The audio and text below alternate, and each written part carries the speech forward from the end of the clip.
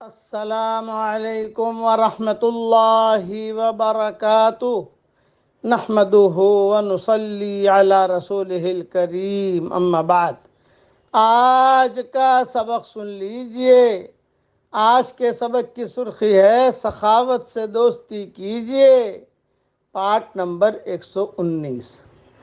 حضرت عدی بن حاتم کا قصہ عجیب و غریب روایتوں میں آتا ہے۔ ان کی پھوپھی حضور صلی اللہ علیہ وسلم کے پاس آئی، جیسے پکڑی گئی، جیسے کسی قافلے والے پکڑتے تھے ویسے، یعنی حاتم تائی کی بہن۔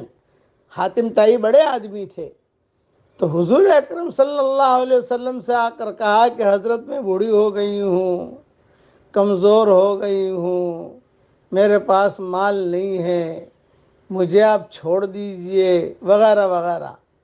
آپ نے فرمایا ٹھیک ہے۔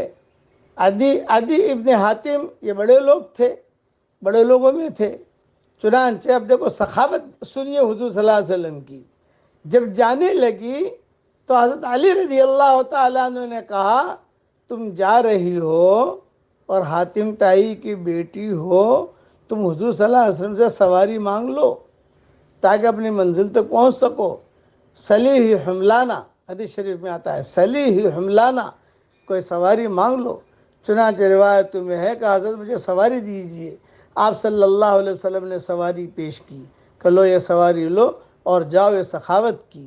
اور پھر حضور صلی اللہ علیہ وسلم کے پاس عدی بن حاتم آئے تو حضور نے فرمایا عدی، میں جانتا ہوں تم میری بات اس لیے نہیں مانتے کہ میرے ماننے والے کمزور ہیں، لیکن عدی میری 3 باتیں یاد رکھنا۔ حضور نے فرمایا میری 3 باتیں یاد رکھنا۔ نمبر 1، اس اسلام کی وجہ سے ایک نوجوان لڑکی ہیرا سے چلے گی، اتنا امن و امان ہوگا کہ ایک نوجوان لڑکی ہیرا سے چلے گی، ایک شہر ہے، اور اکیلی آئے گی، بیت اللہ کا طواف کرے گی اور اکیلی واپس جائے گی، زیورات پہن کر آئے گی، زیورات پہن کر جائے گی، کنواری ہوگی، کوئی میلی آنکھوں سے اس کو دیکھنے والا نہیں ہوگا۔ یہ حضور نے عدی بن حاتم سے کہا۔ اور دوسری بات یاد رکھنا، کسریٰ ابن ہرمز کے خزانے فتح ہوں گے۔ عدی بن حاتم نے کہا کسریٰ ابن ہرمز کے؟ فرمایا ہاں۔ اور تیسری بات کہی اللہ اتنا مال دے گا، اتنا مال دے گا کہ کوئی قبول کرنے والا نہیں ہوگا، اتنا مال آئے گا کہ کسی کو کوئی پرواہ نہیں ہوگی۔ عدی بن حاتم مسلمان ہو گئے تھے، حضور بہت خوش ہوئے ان کے اسلام لانے سے۔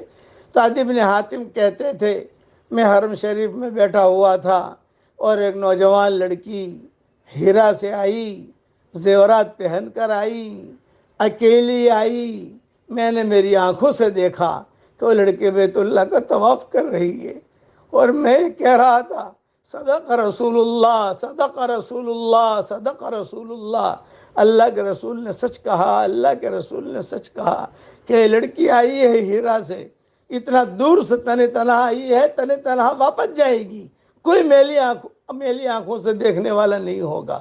عدی بن حاتم کہتے ہیں میری حیاتی میں ایک قصہ میں نے دیکھا۔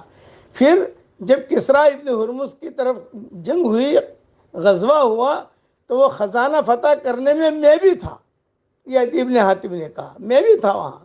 اور تیسرا، میری حیاتی میں تو نہیں ہوا لیکن ہوگا ضرور، اس لیے کہ حضور صلی اللہ علیہ وسلم نے کہا ہے، یہ عمر ابن عبدالعزیز کے زمانے میں ہوا۔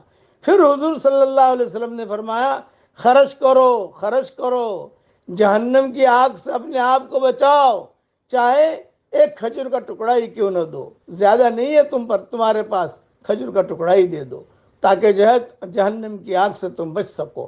یہ قصہ بدایہ و نہایہ میں بھی ہے اور یہ قصہ دوسری کتابوں میں بھی موجود ہے، لیکن بدایہ و نہایہ کی روایت زیادہ مضبوط ہے۔ اس لیے خرچ کرو، خرچ کرو۔ حضور صلی اللہ علیہ وسلم نے خرچ کرنے کی ترغیب دی۔ اب پڑھیے میرے ساتھ، یا رب لک الحمد کما ینبغی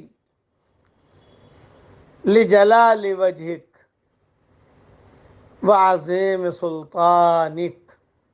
اللہ تعالیٰ کو یہ جملہ بہت پسند ہے۔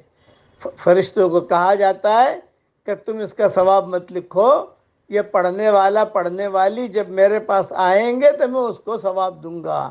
ایک مرتبہ دھیان سے اور پڑھ لیجئے، یا رب لک الحمد کما ینبغی لجلال وجہک وعظیم سلطانک۔ اللہ تعالی ہم سب سے راضی ہو جائے، آمین۔